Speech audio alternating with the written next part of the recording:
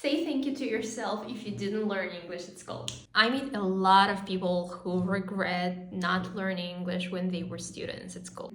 And their main reason for having this kind of regrets is that now they have to pay me or other educators for learning and practicing English. And I can relate to that because we as humans, we don't like paying for anything. Most of us prefer saving money rather than spending it. Or some of us might feel fear that our time and finances might not be worth the purchased items or educational programs. However, ever wondered why we appreciate things more often when we are charged for them?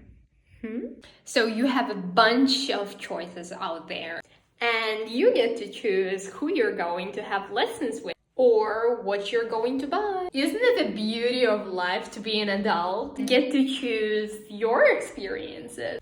And here I am. I'm also out here to get you covered for learning English. So feel free to text me right here to get your one free Zoom lesson with me, and you're gonna check out my teaching style, and let's get started.